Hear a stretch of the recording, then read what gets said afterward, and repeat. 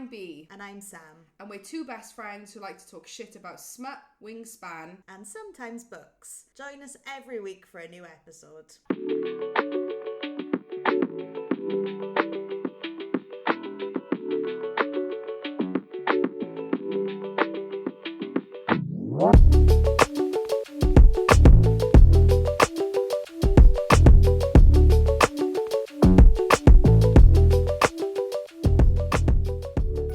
A Dawn of Onyx. Episode 6. I was going to say, good job remember one number wrong, because I don't. Episode 6. Episode 6.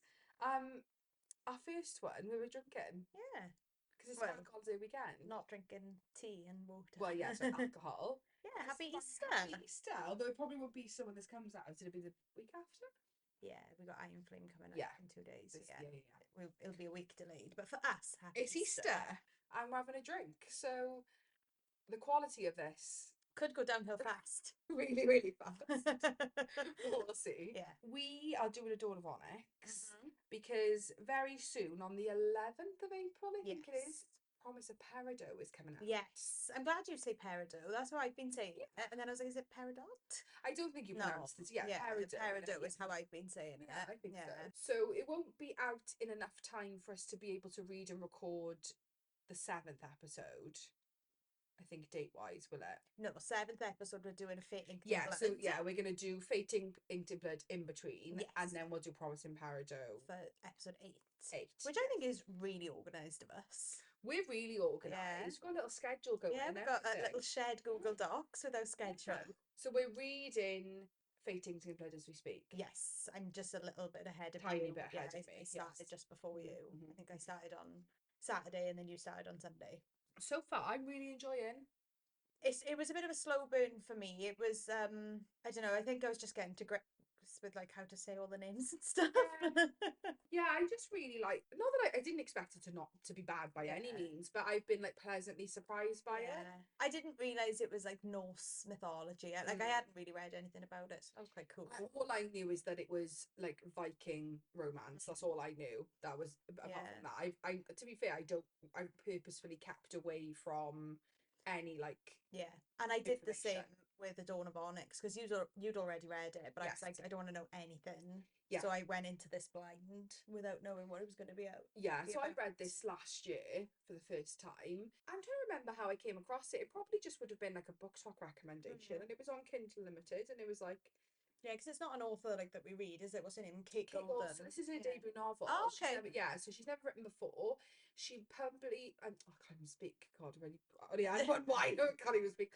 She indie published, so she's like a self-published author. Yeah. And it just very much like the Carissa Broadbents of the world did really, really well on Book Talk. I love it. And ended up getting a traditionally published deal. So I think it's still on KU, because you didn't pay for it, did you? It's still on Kindle Limited. I paid for it. Oh, you did? Yeah. It wasn't Kindle Limited. No. Oh, it was way back when. Yeah, no, I only like $5.99, I think. Yeah. Like, it was fine. It was on KU when it was self-published, but obviously now it's not. Yeah. So she got a traditionally published contract after it just be doing really well on Book Talk. So Promise in Peridot will be like a traditional published release. And then the third one is due out this year as well. Yeah, so I started following her on TikTok, and she did a big TikTok like, if you want a series where you don't have to wait years for the releases, like this one's for you because they're all coming out this year. The two like sequels coming out this year, and I was like, yeah, I love that. Yeah, and great advertising for like why you should read a book. Yeah, because and that's it. It's a trilogy like they're done, which is wonderful. A Reign of Rose is due out on the 24th of October. Yeah, so I just had this as like a book talk recommendation. It was on Kindle Unlimited. I was like, I'll just give it a read. And I was really like pleasantly surprised. I think like without, giving too much of a spoiler for the rest of the episode, we said this when we again tried not to talk about it beforehand, but it isn't the most like, oh my gosh, plot twist, I didn't see that come in. It's not the most unique plot. It's, No. you know, it's sort of things that we've seen before. Yeah. A mixture of things that we've seen before, but still enjoyable to read. Really fun and read. didn't feel like, oh, she's stolen this from this book, and like it wasn't. I wasn't sort of comparing people to other people, if that makes sense. Yeah, no, I agree, and I think like it's a really fun read. It's really easy to read. It didn't ever become like a slog. No, it was just a lovely, like, ticked all the boxes comfort read. I think is the best way to say it. Yeah, like you said, nothing super original. Yeah, but that's okay. Yeah, that was fine. The thing is, you know, not everyone's going to have original ideas. No. It's just, and sometimes it's just the quality of the writing as well. Agreed. And like as well, when you read in the genre that we do, a fantasy romance, particularly like fae smut, effectively, like it does become like much of a muchness after a certain point. But yeah, I really enjoyed it.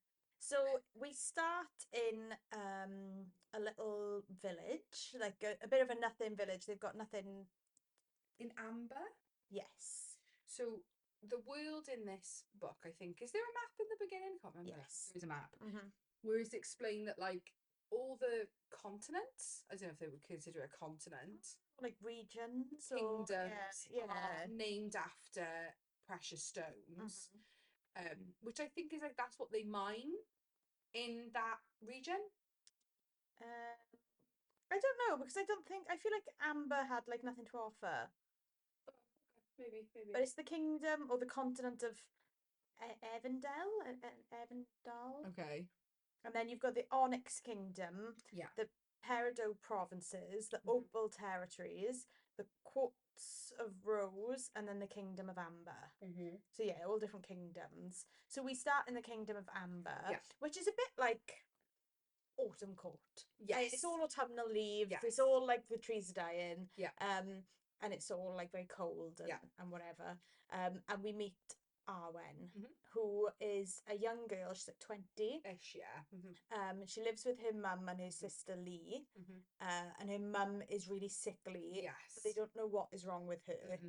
Arwen works for like the local like doctor, the local healers, and straight away we meet her and she's going to work. And there's a guy and like his hand is like gonna fall off or his finger's gonna fall off, and she shields it with one hand and then uses magic with the other hand. So straight off the bat we find out she's got magic. And not many people have magic. It's sort of, there were fae in the world and now they're all gone. So it's very like diluted now of who's got magic anymore. And the way she uses her magic, it does imply that it is on the, like the DL. Like evidently the woman she's working with knows, but it isn't like she's going around wiggling her fingers. She's doing it on the sly because and we find out that her magic can't heal whatever is wrong with her mum. So her mum's really sickly with a kind of like a wasting sort of she says they just don't like muscle I guess that type of thing. Like that, And then we also find out while she's doing like a little, in a monologue, that her brother, she has a brother, Ryder, is that his name? Who's gone away to war. It was forced war. Like conscription. So all men able-bodied and of a certain age had to go.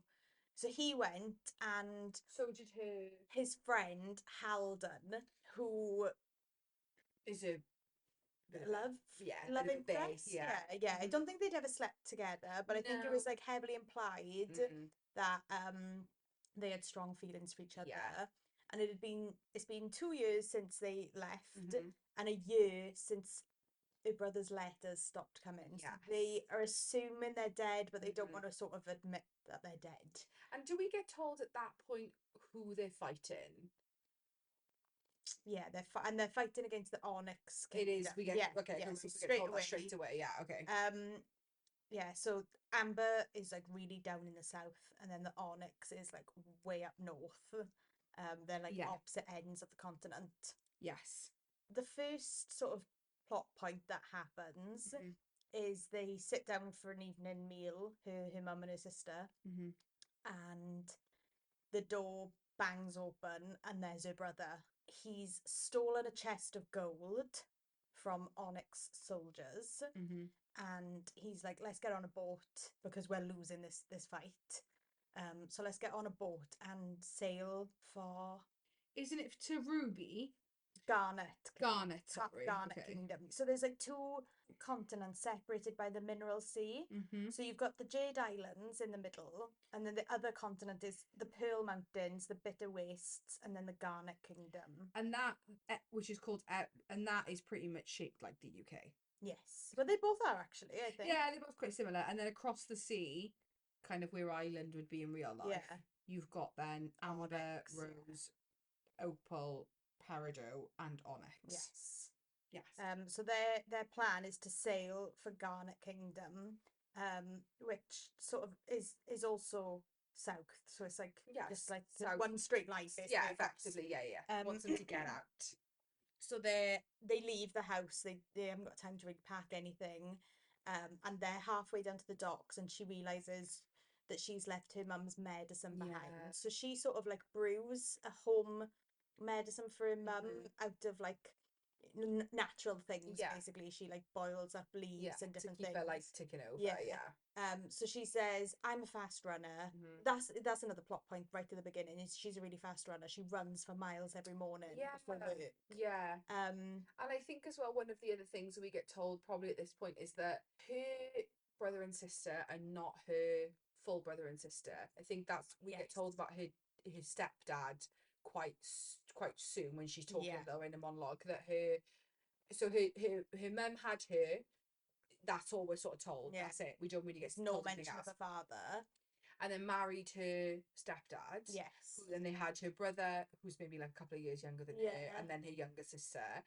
And all we know is that her stepdad was very, very violent towards her. Only her, and not his 2 actual biological children. But he dropped dead like a few years prior of like a heart attack. Yeah, Powell, his name was. Powell, that's it. Yeah. But yeah, he's dead. Yes. So she says, I'll go back and get the medicine and I'll meet you. I'm the fastest out of all of us. So they carry on down to the docks. She goes back to the house. When she goes through the front door, there's Onyx soldiers sitting around the table. Yeah. And she knows then that she's fucked. Yeah, she's up shit's creek, basically. Yeah. But she notices that one of the soldiers is badly injured. He's got like claws. He's been like clawed across the stomach, and like his insides are falling up him, basically. And they just basically say, we're gonna kill her. We'll just kill her. But she makes a bargain and says, I'll heal your friend. When they see the healing magic she uses, they're like, you're coming back with us. And sort of the bargain that's made is she will work in the Onyx Kingdom as a healer to pay off her brother's debt of the coin he stole. Yes, because it's revealed that he stole it from Onyx soldiers. They were pursuing him. So she sort of says, if you don't like leave my mother and brother, carry on, let them go, and I'll come with you. Yes. So they take her kind of through the woods to like a clearing. Yeah. I think. And in that clearing is a dragon. A massive dragon. So she, at this point, thinks that like Fae are like an old historical thing, and that like beasts and magical creatures don't exist. Yeah, don't exist. Yeah. So she sees this dragon and is like, what the fuck is going on? And they're like, climb on. We're all jumping on this dragon. Yeah. And she has like a sort of moment where she locks eyes with the dragon, and she sort of says like that it felt quite human. It didn't feel like a creature. Yes. So they all climb on, and the dragon flies off and flies them to Onyx Kingdom, and they land in sort of like an outpost. It's not like the castle. It's not like the capital city. Shadowhold. Yes. Which is like sort of where like all the soldiers are based. Yeah.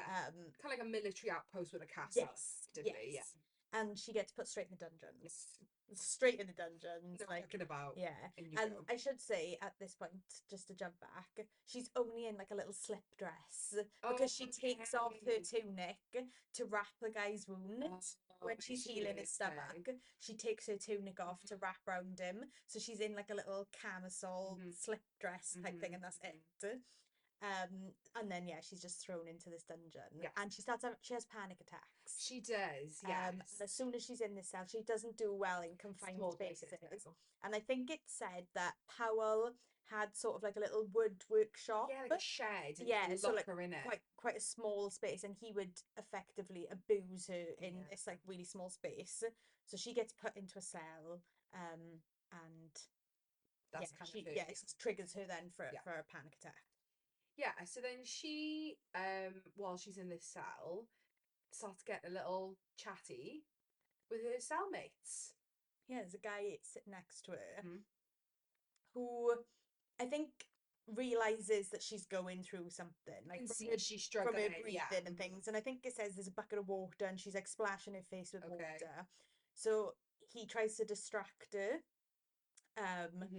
and sort of says like, "Are you ever going to be quiet?" And it's like quite like nasty like baiting, to her. but I think like baiting her to distract her. Yeah.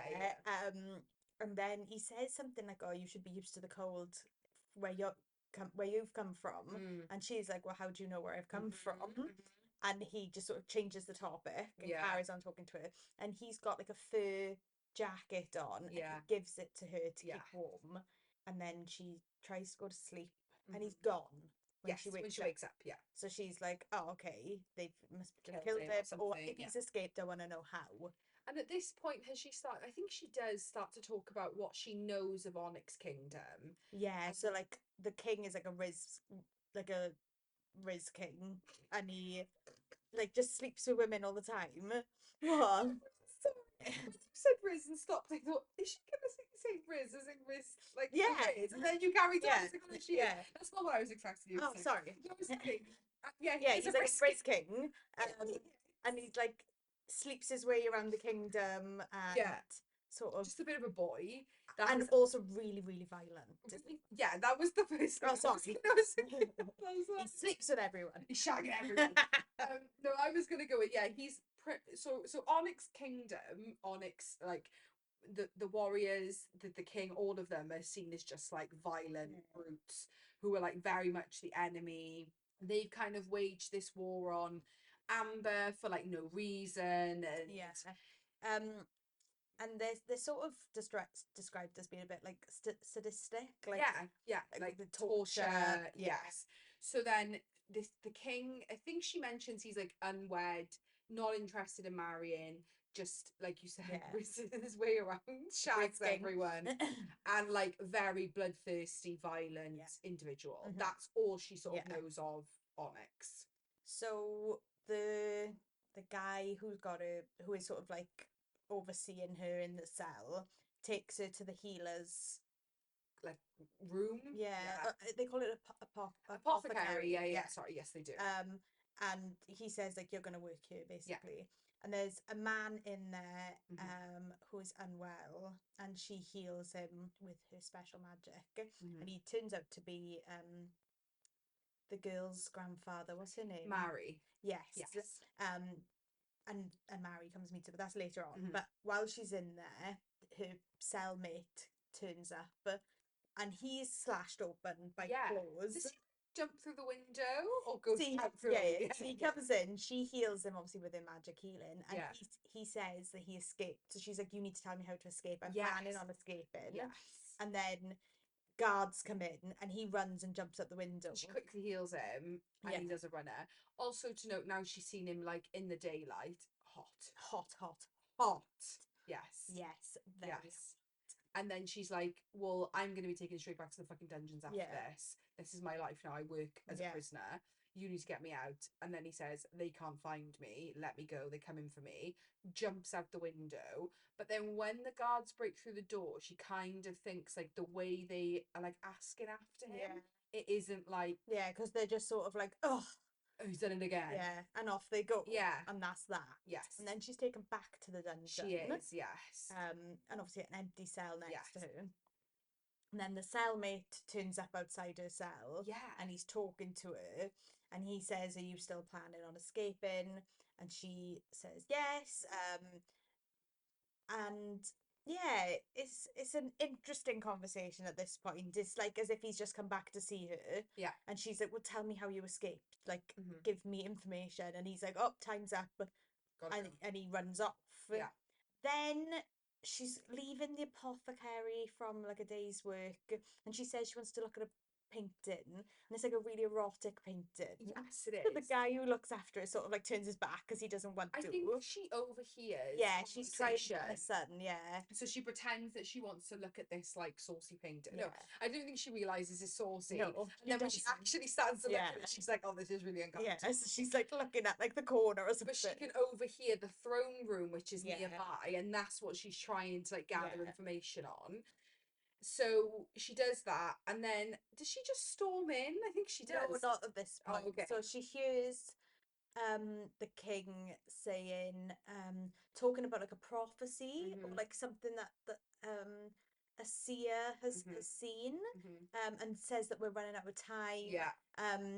And asks about a woman. He mentions a woman's name, who for the life of me I can't remember. But that, and then the guy's like, "Come on, you've looked at it for long enough. He'll still be there tomorrow." Takes it back. Yes.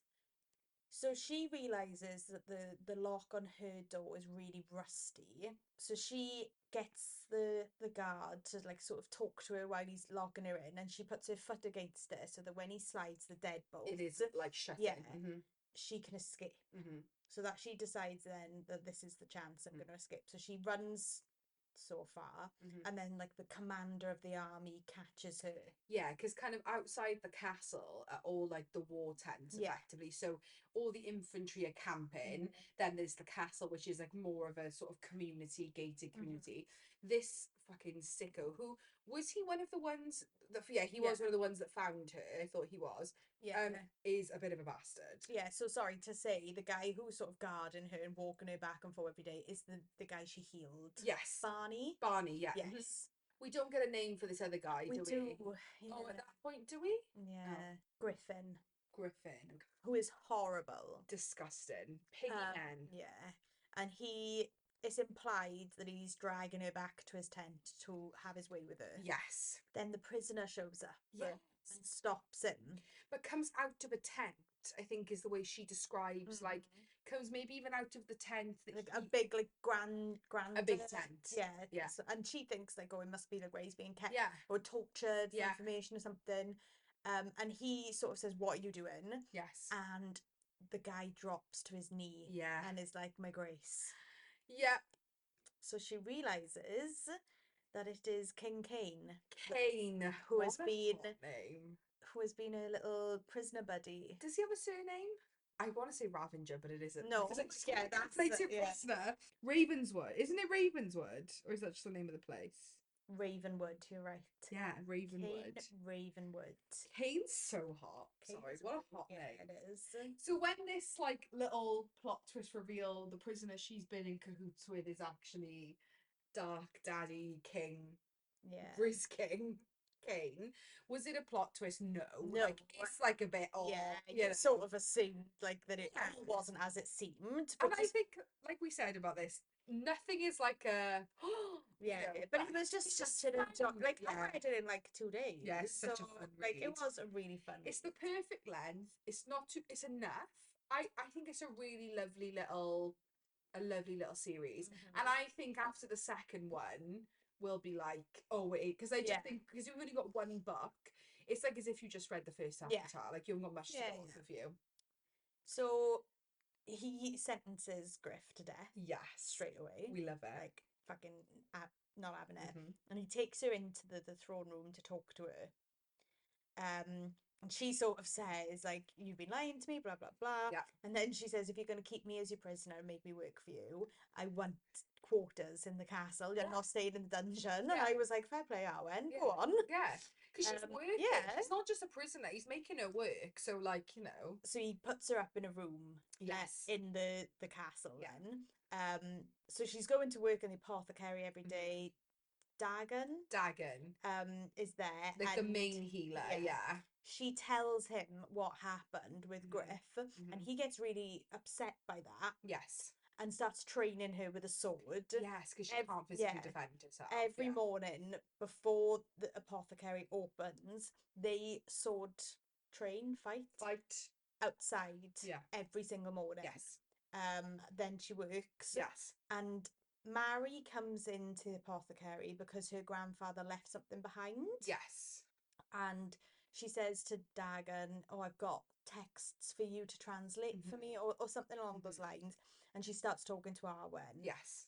She comes across as a very bubbly, very like in your face person. Yeah, but quite a likable character. Oh, yeah, definitely. Yeah. Very like Marmite. Yes. Like you're either gonna love her or you're gonna hate her because she's really in your face, really bubbly, like a little puppy, basically. Yeah, and I feel like she's the type of person who, I don't think she says this, but like she decides that her and Arwen are going to be friends before I think Arwen even gets that decision. She's just like, we're going to be best friends. Yeah. I think she does say at one point, because Ravenswood?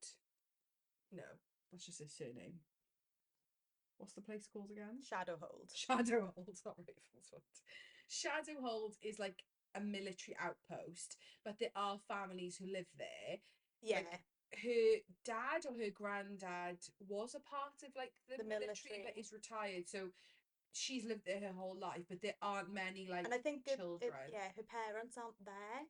Yeah, maybe not alive. or maybe her mum has died, and maybe her dad as well, because Owen was her grandfather. Okay, but so she doesn't really have much family anyway, but then there's not really like kids running around, so she's very like on her own, a young woman in her 20s, doesn't have any mates. So I think when she sees Arwen, she's like, we're gonna be best friends, which I actually kind of like. I love her. I like that she's got a little friend as well. Like it's not all like the romance interest and it's all focused on her and Kane. And I feel like Mary as a character is quite like, most people probably wouldn't like her, but I really like her. I really like her. She's very, like you said, she's very Marmite, but she's just very unapologetically herself. Like, we're gonna be friends, tough tits at the end of the day. Absolutely. And also very intelligent from what we can understand. So she works in the library. Yes.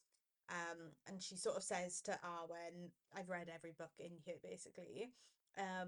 So Arwen starts visiting her in the library on her days off, and after she finishes work in the apothecary. And they go for like dinner together. Yes, yeah, they eat together every night. It's really cute.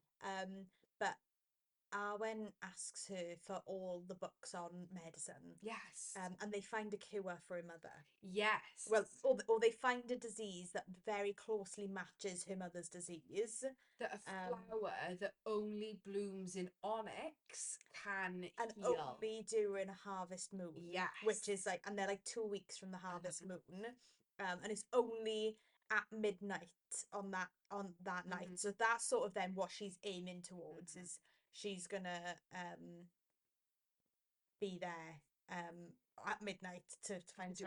But sorry, to preface, the forests that surround Shadowhold are deadly. Yeah, she's been told like, do not go into the forest. And she asks Mary, well, how would I know where this blooming flower will be? And she said, when it's not in bloom, it leaves like a sparkling, like a silver kind of like residue, and it sort of like glows. So she says you need to find that and then be able to find your way back to it during the harvest. Is it a harvest moon? Yeah, I think it is something harvest like that. moon. Yeah. So the next day, she tries to find Kane in the morning, and he's saddling up with his men to go out into the forest, and she asks, can I come with you? Yes. And he says yes. Yeah. Can you ride? And she says yes, and they ride. She rides out on her own horse. Oh, she does she? Okay. They all ride out together because somebody's been attacked in the forest, and they're trying to figure out one of his men. Yeah. So when they get to this clearing, they're sort of looking for clues and sort of trying to piece together what happened, and she sort of wanders looking. She's got the ulterior motive where she's not letting him know that she wants to collect this flower. And she finds this residue. Yes, which she does, just outside of this clearing, she finds it. So she sort of knows, I need to get back here on midnight. Harvest moon. Yeah, because it's going to be here. She says to Kane, like, oh, I don't want to go back yet. Like, I haven't been out anywhere. Can we try and find a stream? Yeah. So he sends his men back and sends her horse with them. So there's just one horse left and them. And he ties the horse up. And they go down to this stream. And they go swimming in the stream. So she challenges him to a race because her whole thing is that she's a very quick runner. Bit of a weird like hobby to have, but that's her hobby. And if she wins, he's got to answer a question truthfully. Yeah. And if he wins, I can't remember. But she wins. Yes, she wins. The gist of it. Yeah, she is very, very fast. So she beats him. And then she says, "Oh, I'm going to think about my question. Yes. Like, I'm not going to waste it." Yeah. And they go into the stream. They strip off and get into the stream. Yeah, it gets a bit saucy. Yes, but nothing happens. No. We're just tension building. Tension building. I think the tension in this is lovely. And I think, again, right, look, what's the title of this podcast? Smat and Wingspan. We're actually delivering on that again this week. Like, not to, but we've already mentioned the dragon. But I actually I've come to the realization, I think this book has made me realize, or rereading this book, is that I kind of like it when we don't get everything straight away. I either like a type of book, which I know you haven't read, but I told you that it's absolute filth, like King of Battle and Blood, where it's literally like chapter after chapter after chapter, just like banging, banging, banging. Or I really like making me wait for it. Yeah. Mist and Fury, making us wait till chapter 55, basically. Yeah. And even then, we still don't get a bang. We just get like a little something. Yeah. But then, so I kind of like the wait. Yeah. But then I don't like it to the point of, if we're talking Crescent City, because the first book, fine. We guess, what is he like? I can't remember, like finger bangs or sofa or something. Who knows? I can't remember. But then the fucking Sky and Breath, where they're like, "Oh, we're not gonna fuck till like winter solstice." Why?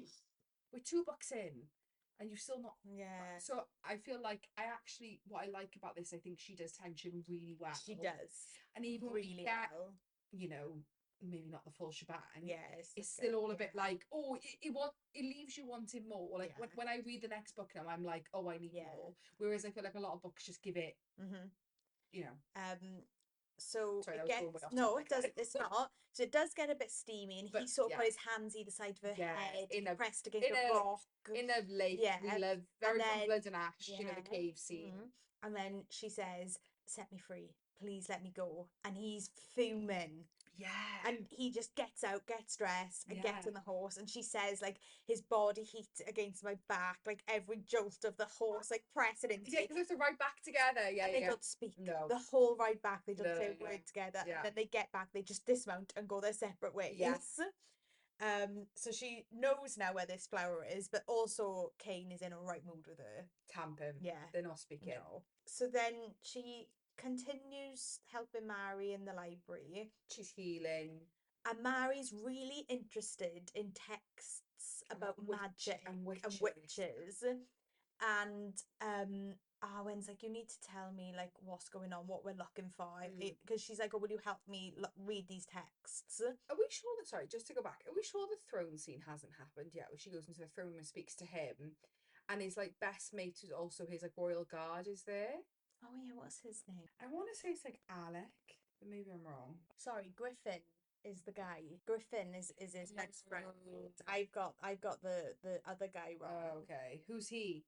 I actually don't think it says. No, it does. He does have a name. I'm just in that scene though. And sorry, Griffin. It's Griffin. It just says Lieutenant. Bert.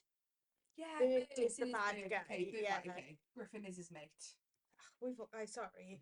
I've had a couple of wines and I can't get my wines. We can't fucking remember. Yeah. So to correct ourselves. Bert and Barney though. Why? Yeah. So Barney is her guard, who's nice, and she healed him. Yes. Bert is the lieutenant who tried to touch her. Griffin is the best friend. So he is kind of like his like general right hand man. And one of the scenes where she kind of storms into the throne room and starts like having a pop at him, he's there. What's she having a pop at him about though? Hold on. One of my quotes that I saved is from that scene. Shall I read it now? Yeah. Why not? Hold on. It might jog my memory of what I'm talking about. So why does she storm into? I don't know, so many pages. Hold on. So the quote that I've got is, I already know what you're gonna say. So she says, "So tell me," I said, what really at stake for you, King Ravenwood? Or are you scared that I might know the truth, that the only thing which matters to you is your own greed? I fought the urge to flinch as his face drew near my own as he murmured in my ear, "Firstly, you may call me Cain. King Ravenwood is a little formal for someone I've made blush as many times as you." And this is what I mean about it. Like, it isn't like oh my gosh, this is a 5 star, like, but it's just so fun. Like, it's a lovely little read. That's not the quote I thought you were gonna say. So during that scene, he says something like, "I'd love to see you do something." I can't remember the full quote, and then she says back, "And I'd love to see you fall off a cliff." Yeah. I'm sorry.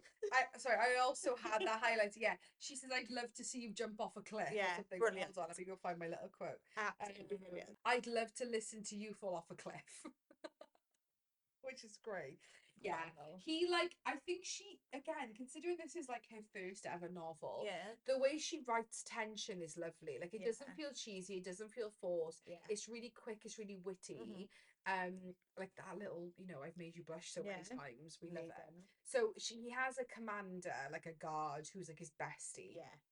Called Griffin. So she storms out of the throne room. Then she feels bad and she tries to apologize. And I think that's when she then goes hunting with him. Okay. And then so I think we've just done it backwards. The pond scene. Yeah. So when she finds out that Mary is a witch or has witch heritage, she says, to be able to do a certain spell or certain type of magic, I need an amulet. Yeah, so we find out the reason why Mary is so obsessed with witches is because her mother was a witch. Yeah, who is now dead. And that's why Mary has this like affinity of researching information, is because she's just kind of trying to find that connection. So yeah, sorry, you were saying that she needs an amulet from someone. Briar's amulet? Yes. To be able to like do witch things with, basically. To like unlock her magic. Yes, kind of. Because Briar is in her bloodline. And Cain has this amulet in his personal study. Yes. So she says to Arwen, "Will you help me break in?" Yeah. And Arwen's like, yeah, all right. Go on then. But I'd rather not. Yeah. Go on then. So they break in. Yes. And they're looking for this amulet. And I think Mary's like, "Well, I think I've nearly got it." Yeah. And then they realise that he has a pet syrinx. Syrinx, yeah. Which is like a big owl with big claws and like like a big bird. Because we had this like the same name as Syrinx from Grand City, but it's not the same. It's like a big owl with like scary claws, so it attacks them. Yeah. So they realise they need to get it because they can hear Cain in his bedroom. So his bedroom attaches to this personal study. Yes. They can hear Cain and Griffin. That's when he mentions the girl's name. Is it like Amber? No, that's what she lives. It's April or like something. Yeah, it's a name. And she doesn't know who she is, but she's like, she gets a bit jealous. Mary like suspends the animal in the air. Offers him. Yeah. And then she's like, "You need to get it down. Like we can't leave him stuck in the air." And she's like, "I don't know how to." And then at the last minute, they sort of dive out the door and let the animal free. And that's sort of the end of that. And they get the amulet. Yeah. So she's able to do magic. Yes. So Arwen sort of tries to get Cain back on her side and tries to be friendly with him. And just says, like, "You need to just keep me in the loop. Tell me what's going on. I need you to be honest with me about everything that's happening." Yes. And he says, "Okay, if you think I'm such like a big bad king and like that I'm horrible and that I'm greedy, come to a meeting with like my people with me." Yes. And like he sort of rules in a way that he asks everyone's opinion. He doesn't sort of say, "This is what we're going to do." So she goes in and he sits her next to his throne. Yes. So she's one side of him and then Griffin's the other side of her. The other thing to note, right, I don't know why I remember this in my brain, but it just sticks in my brain because it's like, oh, that's a lovely little tidbit, is that when she sat next to him, she's very much dressed in like Onyx Kingdom attire, which is like black bows in her hair. I don't know why I remember that so vividly, but I was like, oh, that's a lovely little like tidbit that she has like her hair tied back with this black bow. So she's very much in Onyx paraphernalia. And like you said, he sits her next to him on a throne. We love that. We've seen it a million times and we fucking love it. So basically what they're saying is that there's a certain land who have agreed with everybody that they don't want to be involved in anything. Yes. So nobody can pass through their lands. So Amber can't pass through their lands to get to Onyx because they've sort of said we're not getting involved in anything. Yes. And to get to Onyx, they have to go by boat. Yes. And it's a much longer journey. So they say the topic of discussion is that Amber are trying to force their way through this land. Yes. Which I think is peridot. I think they're talking about peridot. I think it's either opal or peridot. It's one of the two. Yeah, It's the two that are north of amber, so it's one of the two. Yeah. So they're trying to discuss different ways, and somebody stands up and is like, "Kill them all! Let's just go down there, kill them all!" And they're sort of jumping back and forth. And she sort of looks at Cain and says, "Like, I have an idea," but like she doesn't say it. She sort of points at herself. And he says yes. So she stands up and she says, I don't have any military experience. I'm not from here. However, I think if we put a blockade in place, it protects the kingdom that doesn't want to be involved in anything. Stops the amber soldiers getting through, and everyone really likes this idea, and they're all like on board with her. They don't know who she is, but they're sort of like all sort of looking at her with a bit of respect, I suppose. I think as well at this point she started to realise from the political conversation she's been involved in is that the King of Amber, who when she was living in Amber is painted as this kind of like martyr of like, oh, he wouldn't instigate a war, he's only retaliating to Onyx. But in reality, from this conversation in the like, is it in the war tent or is it in the front? No, it's in the war tent. That like actually Amber really are like given as good as they get, and they have not necessarily instigated at this point, but like they're not innocent bystanders. They're very greedy. And her perception of Onyx and Amber's relationship is definitely starting to like shift. And so she gives her 5 pence, like you said, about creating this blockade. Really good idea, so that like the territory that wants to remain neutral remains neutral, like whatever. So she's definitely starting to have that kind of shift of her perception of Onyx. Sorry, go on. No. And then commanders burst into the tent, dragging in amber soldiers. So King Cain asks everyone to leave. So it's just her, Griffin, Cain, and then the commanders and these 2 prisoners, or 3 prisoners, can't remember how many there are. And they've all got like sort of like sacks over their head or something.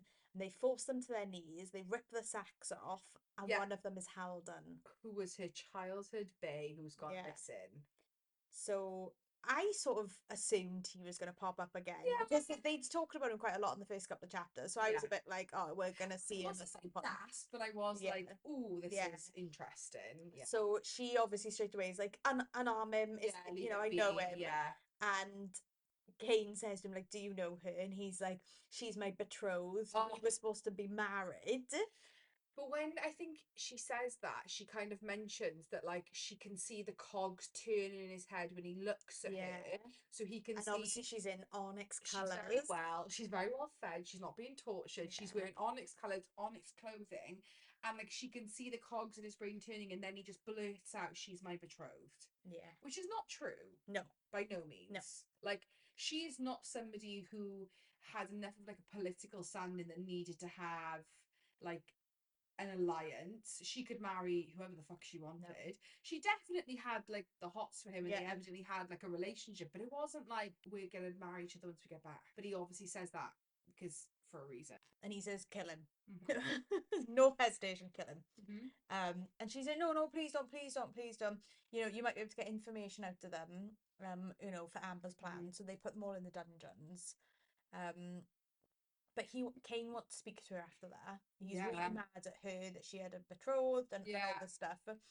So she asks Mary to help her be able to get into the dungeons to see Haldon. Yes. And Mary puts a spell on a guard so that he can't see. Yes. Sorry. If anyone can hear crunching and tingling, we're eating. It is what it is. Crisps. Sorry. We've had a drink. Yeah. Mud trees. Anything to it. So Mary puts a spell on this guard so that he can't see Arwen. Only Arwen. So she goes down, finds Haldon, and starts talking to him. And he says, I'm going to break you out. I need a distraction. We've got stuff to make like sort of like bombs or explosives. So you just need to make the distraction. Come and tell me when the distraction's going to be. And she's sort of like, okay, like, yeah. Doesn't she say, he makes the bombs, you need to get me the out. And she says, oh, I know a butcher who's going to have a cart. Yeah, he leaves at a certain time on a certain day. And way back when she was in the dungeons originally, that was kind of her mental plan, was that she'd realised that this butcher goes in and out at a certain time every day. Because she'd healed him. So that was kind of like her backup plan for a long time that she was going to get on this cart. And am I right in saying on the night of that they were going to have a celebration for something? So the explosives going off wouldn't pull everybody's attention because they just think they were fireworks. Yeah, it was at winter solstice. Yes, some kind of solstice. Yeah, winter solstice, I think. Yeah. So she's like, okay, I'm going to find out. So off she goes. She starts getting closer to Kane. Yeah. But then she still goes back to tell Halden. Yes, I don't like this bit. It's real icky, yeah. That winter solstice is going to be in like 2 nights. Doesn't she confront him in the cells and say, why did you say we were betrothed? And he says like, oh, well, I could see you meant something to him. Yeah, so like you were my leverage, basically. At that point, she should have like walked up the hills. And he pulls her up to the bars and kisses her through the bar. Oh, gross, yeah. Nah, not for me. But anyway, they have this winter solstice and she gets pissed. I fucking love that. She's with Mary, she's fucking necking wine, and she gets pissed. Yeah. And then Kane is speaking to whoever he keeps mentioning, April, Amber, I can't remember her name, but he's speaking to her and she's like laughing at something he says and like touching his arm. So Arwen marches over there and interrupts. It turns out she's like the princess of another kingdom. And he's trying to like forge an alliance, and she does not like Arwen at this point now because she's just interrupted their conversation. Yeah, because she's quite like rude when she interrupts. Like she's pissed, isn't she? So yeah, she goes to this party. She gets all dressed up. She purposefully, I feel like, gets dressed up to kind of make Kane well mad. I think is definitely there. Yes, she's dressed like a slut. I need to find this girl's name. Because it's not obviously Amber. Is it April? Nah. Oh, Amelia. Princess Amelia. Amelia. I knew it was an A. Amelia is the Princess of Peridot, and they're sort of forming an alliance. Yeah. So it must have been Opal Kingdom that they were trying to break through. It can't have been Peridot, because Peridot are in alliance with Onyx. So she interrupts him with Amelia. The conversation, and quite rudely interrupts him. Like sort of like flies into the conversation because she's drunk. Yeah. And he's like stammering over his words, like, when you look, you look amazing, sort of thing. And Amelia's just looking her up and down. She's furious. Yeah. And he says to her, like, I'll come and find you to continue this conversation. Yeah. And she's like, yeah, you better. Yeah. And he drags Arwen straight out and pulls her into like a little cellar. Yeah, like a little storage cupboard. Yeah. Yeah. And they're having words. Yeah. She's still angry at him, I think. So he's like flirting, but there's like anger, there's a lot of tension. It's hot, they're drunk, they're in a storage cupboard. Close. And then the explosion happens. Yeah. Which we obviously know is Halden's explosion. Yeah. So obviously Kane is like, I need to get out to get to my men. And they realise that the explosion has like warped the wood of the door. So they can't get out. And they're stuck in there. Yeah. And he's like, oh well, my men will realise eventually. So they're just stuck. Forced proximity. We love forced. Hot cellar, drunk wine. We're here for it. So she sort of asks him at this point to like clue her into everything, and he's like, "If I tell you everything, there's no going back." Yes. And she's like, "Yeah, basically, like that's what I'm asking for." So he reveals that he is like 1,000 years old, maybe more. Yeah.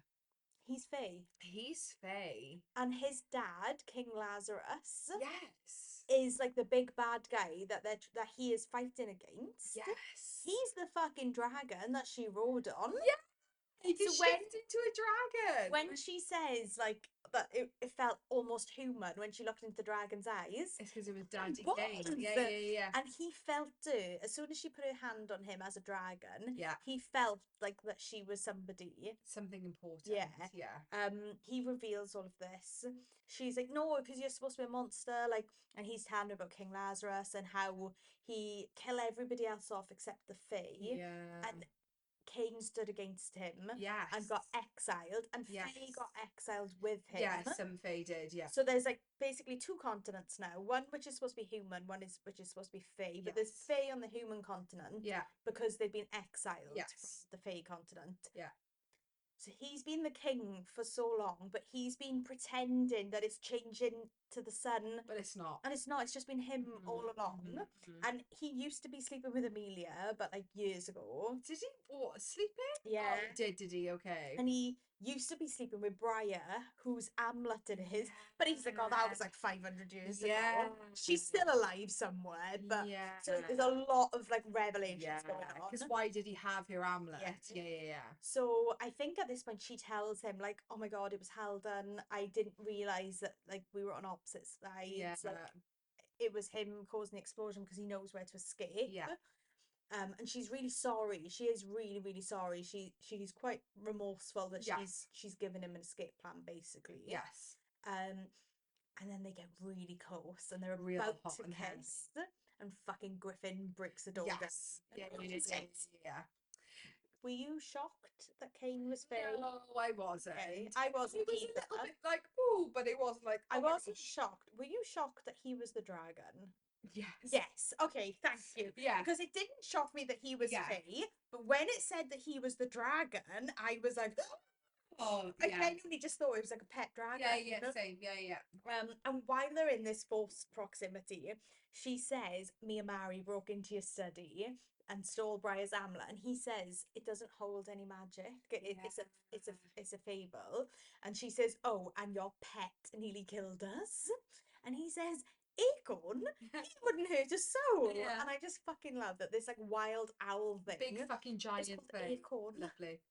Yeah, and it's really funny that like Mari went through all this effort to steal this amulet, truly believes that's the only reason why she can wield magic, but in reality it's literally just like it's just nothing. It's placebo. Yeah.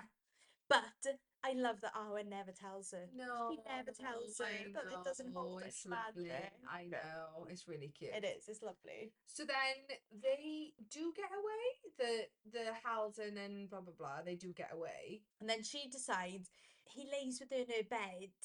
So that night, they go back up to her quarters. So she goes to bed and he's already laying in her bed, and they carry on talking, and he explains more about his history, and like she gets a lot of truths out of him. And she wakes up the next morning and she's like, it's the harvest moon tonight. Yes. And she thinks, right, I'm gonna go and tell him my plans to go into the forest. So she goes to the throne room and says, I want to see him. And they're like, he's not in there. And she said, well, tell me where he is then. And they're like, no, he's gone. So she's like, shit. I still need to go into the forest. So she just thinks, well, I'm going to do it on my own. So she creates a diversion by like startling the horses or something. Okay. Or setting them free. And they all get out. And then she goes into the forest to find this blooming thing. I can't remember what it's called. And when she gets there, there's a dead deer sort of laying over the flower, and two chimeras, eating this dead deer. Yes. And she sort of then starts racking her brains for like what she's read about mythical creatures and beings, and she remembers that they can't swim. Yes. So she throws a rock at one of them. Yeah. Which is the male. Yes. And he chases her. No, it's the female. Okay. She chases her and she leads her to the spring that she was in with Kane. And sort of makes her fall into the water. She passes out and she's like floating dead. She goes back, distracts the other chimera. It also chases her, and then it realizes that it's like mate, it's like bobbing in the water, and it gets really upset. And it's in the water trying to save her, but then the water is also like deteriorating him. So Arwen feels really bad and drags the female chimera out. But she's already sort of gone. So she starts doing like CPR, even though she knows she's got like a minute window to collect this flower or whatever it was. She starts doing CPR, and the male is like laying next to her crying, nuzzling. This is really sad. But she brings her back to life, does. and they both run off. So she goes back, she collects the leaves, she's like, right, I've got what I need, heads back towards the castle, and is then attacked by almost like a wolf. Yeah, like a werewolf kind of thing. But it can like stand on two legs, and it starts talking to her. Yes. And like addressing her. Yes. And he's like, oh, she didn't think the wolf could speak. And she gets into a fight with it, and the male chimera comes back to save her. so sweet. So she gets pretty fucked by this wolf, to say the least. So I think it's got like poison in its claws or poison in its bite, I want to say. Something. And yeah, she gets saved by the chimera, and then Kane shows up from fucking somewhere. Yes. Somewhere. And like basically scoops, and she kills the werewolf. Yeah. Sorry, yeah, at that point. She's taken Dagon's sword with her. Yes. And she kills the werewolf. Kane rocks up, but she's been quite badly like scratched or injured by the werewolf.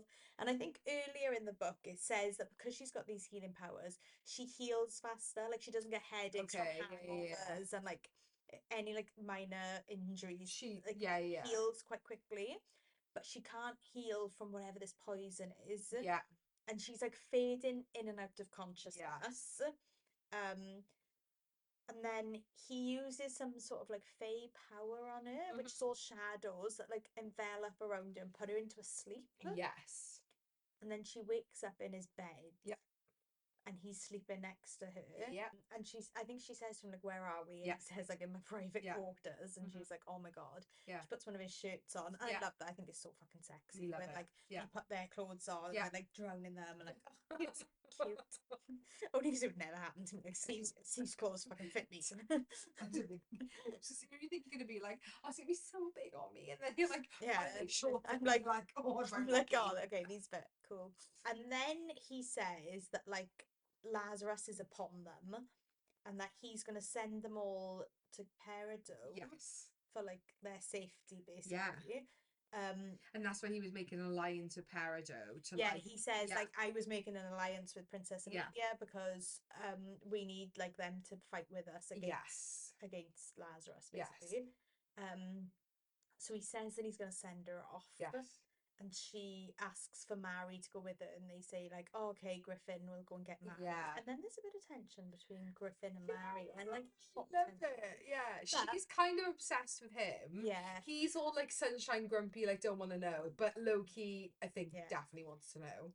But when she's leaving, she says like, when do we leave for Peridot? And he was like, now. And he's not going with her, and they have that like really passionate kiss. The cliff, and it's really emotional and really sad. I don't think we've spoken about his pet name for her. No, little bird. I mean, I don't love a pet name. We all know I don't. But actually, of all the pet names, I actually don't mind that one. But I also think like she's not Little Bird. She's feisty. I don't know. I just think that's why I don't like a pet name. Like fucking violence, so stupid. It's just a mouthful. It's not a nickname. Like no. But I actually don't. Of all the pet names, this is one of my like. The ones I can tolerate the most. Yeah, he calls her Little Bird. Little Bird. Really sweet. Yeah. So they neck on the cliff when they're all waiting for them to leave. Yeah, and then they go, and he like says like I don't know when I'll see you again. Nope. So they travel to Peridot, and Mary is like her usual bubbly. Like I feel like she must have some sort of ADHD. No, I just love it. Because she's like, what's your favorite color? What's your favorite film? What's your favorite film? Like just like 100 questions. And Griffin is like, you need to shut up. Because he's been sent as like their royal guard. And they stop at like a stable. A tavern thing. And she's like asking lots of questions at dinner, and he just gets up and leaves his dinner and walks out. And then the next morning, Arwen gets up early because she can't sleep. And she thinks there's a fight going on, so she runs outside, but they're training, like sparring almost. And she asks Griffin, like, will you train me? And he says, like, what's in it for me? And she says, if I win, you have to be nice to Mary. You have to say something complimentary to Mary. But if you win, we'll have a silent dinner. And he ends up winning. So she tells Mary, like, we have to have a silent dinner. Mary's really not happy about it. And Arwen says, I'll get you 3 new books. So she's like, okay. So they sit through a silent dinner. And then at the end, he like compliments her red hair. He says like, Mary, your red hair is like, basically he's DTF. Absolutely. Like he doesn't want to admit that he likes Mary, but he really likes Mary. So she travels with Mary and Griffin and soldiers, and she's arrived in Peridot, which is Amelia's father's castle. So Amelia is still like quite snarky with her. and they put them into quarters, and Amelia comes into her room and sort of says like he hasn't told you the whole truth. Yeah. And Arwen assumes that she means about being Fae, and she's like, oh, well, I already know, whatever, and like sort of brushes it off. Doesn't she also comment on like what she needs to wear and like, oh, you need to like show more skin in Peridot and all of it, like you need to like be in like gauze. It's hot in Peridot, like summer court effectively. Yes, and then there's a knock at Arwen's door, and it's Kane. Yeah. And he's like floored by what she's wearing because it's like very revealing. Oh. But he's like, oh, you need to come with me. Yeah. And he drags her off, and it's her family. It's her mum and Lee and Ryder. And he's found them for it. Yeah. So like they're gonna sit down to have dinner together. Yeah. And she invites Kane and says, do you want to have dinner with us? So he sits. So it's basically her and her family, Mary, Griffin, and Kane. Yeah. And there's a lot of tension around the table. Yeah. Ryder and Griffin almost have this like battle between them for Mary's affection. Yeah, I forgot about that. Yeah. And like Kane is like trying to woo her family. Ryder's not having it, but her mother like falls for him straight away. And she goes and gets the concoction that she's made for her mother, and her mother's like getting significantly better as the meal goes on. Like it's lovely. It's lovely. Then they all go to bed for the night. Yeah. And Kane ends up in her bed. Shocker. He comes to see her, and like they get a bit handsy. If you like. Yeah, like he's fingering her. Sorry. And like is like pressing into her back. They're on the way. Yeah. They're getting there. And then cannons start firing. Yeah. And he says like the castle's under attack. So they like grab their clothes on. Yeah. They find her mum and her brother, but they can't find her sister. No. So they send them all to like the Great Hall, and she goes looking for her sister, and he goes with her, or she goes by herself. I think he does. And then when they're outside the castle, they realise it's not cannons, it's salamanders, which are like big lizards. Yes. Who are like fire breathing salamanders and are throwing like fireballs at the castle, and like the castle's basically going up in flames. And they realise that there's like trapdoors that sort of lead to like underground caves. So everyone's escaping through these caves to get to the dock and get on board. But they still find your sister prior to that. And that's why she goes to look for her sister. So everyone's escaping through these caves while she goes to look for her sister. And she finds her in the horses stable. And then who fucking pops up in the horses stable? The guy, what's his name? Halden. Yeah. He's trying to kill Arwen. And then they all get into a big fight. She ends up like knocking him unconscious. She don't want to kill him, so she knocks him unconscious. Then they try to escape through the caves, and they run into Lazarus and his men. So she's met now King Lazarus. King's dad, yeah. And then his dad sort of says, has he not told you about the prophecy? Yeah. And there's a certain knife or blade, and only a healer with like magical... Fae, but like specifically Fae magic. Yeah, and can wield it now with Fae ink and blood. Because that's a prophecy. And can kill King Lazarus. So he says, like, you've brought my assassin to me, but she's never been told this because Kane has never shared it with her, which is obviously what Amelia was referring to. So then there's a fight. His dad takes his shifter form, which is a wyvern, and he takes his dragon form, and they're fighting in the sky. She runs to the boat with their mum and sister, and she's just got her sister at this point. The Ryder. Sorry, they set sail away, and King Lazarus's men are in pursuit of them, and she uses her healer magic, but in like light form, like draws from the sky and from the air around it, and literally fucking KOs everybody. Everyone's dead. Everyone. Like gone. And then she's exhausted. And like, then Kane like lands back on the boat. And his mum dies. And I was hit with an arrow. Yeah, they all start launching arrows from the beach. And then mum gets killed. And then doesn't she say like, oh no, like I'll heal you, I'll use my, and her mum's like, but she hasn't got any powers left, but her mum says like, I always knew what you were, and I loved you anyway. And it's sort of implied. She always knew.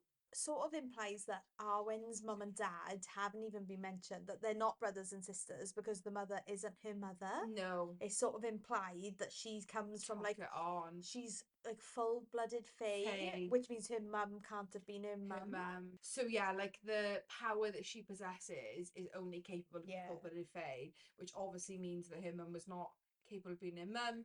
And then when her mum sacrificed herself, obviously she's killed by an arrow, so she's not just fae. And then she says, "Oh God, just like let me go." Yeah. And then she says, "Yeah, like I always knew what you were." Like there was some kind of like terminology. So the big implication is that not only is Arwen a little bit fae, she's of the OG fae that came from like Lazarus's kingdom. Yeah. And obviously Cain has known this and kept it from her. And she's fucking tamping. Will not speak to him. Nope. He asks if he can come to the ceremony for her mother. So they have sort of like a burial. Yeah. And he says like, can I be present? Yeah. Because he knows like how mad she is. Like she is fucking mad. Tamping. And do you know what I find really funny about this whole scene is that Ryder has really bad seasickness. Does he? And Mary has like maybe got an eye for him, but he cannot stop being sick. So and he's like spewing over the sides, and then she comes over with like a stomach settling concoction that she's made. It's really cute. I kind of want Mary and Griffin to be a thing, me same. But it ends with Arwen hating Cain. Oh, so bad. So we're very excited for A Promise of Peridot, which is literally next week now, basically. Yeah. So this is the like Kate Golden did a little like kind of like trope like post. Yeah. Literally like when the book got released. So spice galore, enemies to lovers for real this time is what she put. Found family on adventure, jealous MMC, pirates and treasure, dual POV, strip poker, yes! Atlantis vibes, toucher and you die. That's what we got from that. So to wrap this chit chat up, 5 stars. We've been recording for like 3 hours. It was light. Yeah, it's now pitch black. You provided a bottle of wine. I provided a bottle of wine. They're gone. We're now halfway through a bottle of prosecco, and in between that, I've also had a glass of something martini, prosecco, something. No, espresso. That one. Yeah. Out of 5, what would you rate this? Solid 4.5. Me too. Not even a 4, because I feel like I'm like, oh, 4 for everything. Same. But no, this was better than other things that I've read really recently. So I go in 4 point. It's not a 5 because I've seen all the storylines before. But this is written better. Like that it's not just stealing things from other authors. Yeah, 4.5 easily. So we had a really nice podcast reach out to us. They're called Page Turners. Yes. Their TikTok is at Page Turners Pod. They're 2 Scottish girls. Or is one Scottish and one English? Yeah, I don't want to assume why. One is definitely Scottish. I don't know. That's how Girls, we're sorry. We're really sorry. Liv and Amy, one of you is Scottish. One of you might be Scottish, I'm sorry. But they have shown us so much love. Yeah, so and kind. Like we sort of almost came into this assuming that it was like almost like a competition between all the podcasts because everyone's trying to promote themselves at the end of the day, but they've been so kind. Oh my gosh. And like the comments we've had back and forth, and even just the private messages we've had, I feel like I have to shout them out and say. I listened to the first episode on is it One Dark Window, the book people are raving about.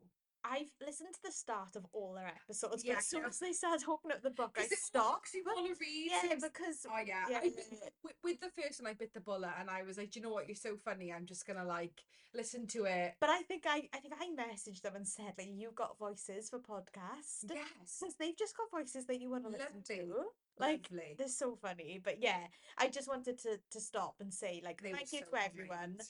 and especially them because they've been really kind to us. But there's been others as well. Yeah. Like everyone is like the feedback we've received like from other podcasts, and I think we mentioned in the last episode, has been so supportive. Like it's been like overwhelming. And we never thought we'd be sat here saying this. No. Like we genuinely thought we were doing this for ourselves, and like nobody else was going to listen, and it was just like fun for us. Yeah. But the fact that we've had like what 110 listeners now, it total downloads, it's crazy. And like insane. I'm like, oh my god, 110 different people want to listen to us talk about books. Like, yeah, it's blown us away, and it's quite humbling actually. Fancy a trip to Scotland someday? Yeah. Should we go a little collab? Yeah. Drive up. Thanks so much for listening. Join us next week for a new episode. And follow us on TikTok and Instagram at A Pod of Smut and Wingspan.